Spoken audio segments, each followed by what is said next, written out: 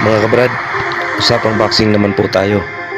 Sa magiging laban ni Tank Davis ngayong December 14 kontra kay Lemon Fruits. Aagawin ni Lemon Fruits ang IBF belt ni Tank Davis. At bago ko ituloy ang aking munting kwento, paki-like lang at subscribe at pindutin ang notification bell para updated kayo sa mga pangyayaring boxing sa buong mundo.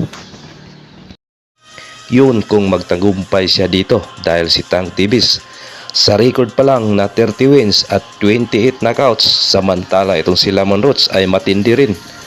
27 wins at 25 knockouts. Bagamat akakyat si Lemon Fruits ng isang dibisyon para kukunin ang titulo ni Tank Davis, ay matinding sagupaan ito dahil puro undefeated boxer at puro knockout artist ang maglaban. At ang dalawang ito, dati na palang naglaban sa amateur, ay posible alam nila ang kahinaan nilang dalawa. Ang balitang ito ay opisyal na ngayong December 14. Makikita mo sa boxers nitong dalawa na ngayong December talaga ang naturang laban. Well, sa desisyon nitong si Tank Davis ay marami pong tumutulig sa kanya, lalo na itong si Timothy Bradley, dahil nga bakit daw itong si Lemon Fruits ang kanyang nilabanan, andun naman si Shakur Stevenson. Sadya nga talaga na Shakur Stevenson. At ito nga para sa akin mga kaibigan, ito nga pong si Tank Davis ay ayaw nitong mga hindi excited na laban. Si Shakur Stevenson po ay dapat nga iwas-iwasan dahil po mala Terence Crawford at Mayweather ang estilo nitong si Shakur Stevenson at mahirap po ito kalabanin. At dito naman tayo kay Naoya Inoue. May napabalita pa na baka may pasabay ang parihong buwan ng December sa napabalitang si Sam Goodman ang kalaban ni Inoue, dahil tanging ito na lang ang natitirang mahinang nilalang ang makalaban ni Inoue. Dahil kung matalo ito si Goodman ay di naman sasabing mahina itong si Aknadalib, dahil ito ay iniwas-iwasan ito ni Naoya Inoue. At ito nga si Carl James Martin ay hindi ito kasali sa kanyang listahan. At kung isusunod dito ay posible pa itong matalo itong si Inoue kung si Aknadalib at Martin ay itong dalawa ay talagang matitigas na uri ito sa super bantamweight. At mayroon pang isang kwadro alas na wala pa sa listahan dahil sa unprofessional na pagiging boksingero daw ni Casimero, at hindi ito pasok sa timbang ng super bantamweight limit.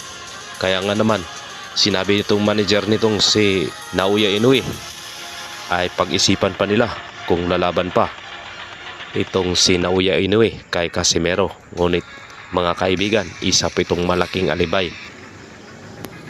Ngunit sa aking natatandaan mga kabrad, na sinabi nitong Naoya Inoue na kung ano daw ang lalabasan sa laban nitong Saul Sanchez at Casimero ay lalabanan nila ito. Kung mahina daw na nilalang si Casimero sa ring nitong laban na ito ay hindi na lang sila kakasa. Ngunit ngayon napakita ng galing si Casimero para kay Inoue, at ngayon naman ay aatras nila sila, at ang alibay nila ay ang pagiging unprofessional ni Janril Cuadras Casimero.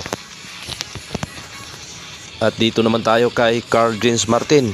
At kahit wala pa itong nakalabang matigas na uri ng boxer, at bakit di pa ito naisali sa mga interview ni Inoue at sa mga listahan ni Inoue, at baka nga nakikita nila kay Carl James Martin na may angking galing rin ito at mahirap matamaan, at isa na rin itong kaliwiti. Kaya kung makalaban din ni Inoue, hindi ko rin masasabi na ma-knockout ito ni Inoue. Pero pag si Carl James Martin ang makatimpo, baka may ma-knockout ito at may paglalagyan itong si Naoya Inoue.